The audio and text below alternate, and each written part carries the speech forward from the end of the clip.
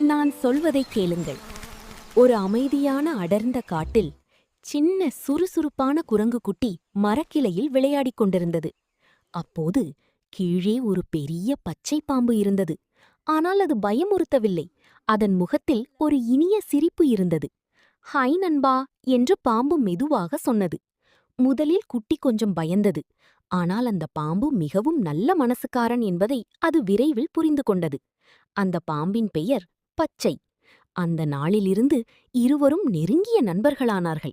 குட்டி மரங்களில் ஏறி இனிப்பான பழங்களை கொண்டு வந்தது. பச்சை காட்டின் ரகசிய பாதைகளை காட்டியது.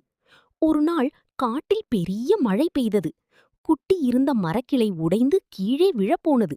அந்த நேரத்தில் பச்சை தனது நீண்ட உடலை சுற்றி குட்டியை பாதுகாத்தது. "நன்றி நண்பா" என்று குட்டி மகிழ்ச்சியுடன் சொன்னது. அதற்கு பச்சை சிரித்துக்கொண்டு, "உண்மையான நண்பர்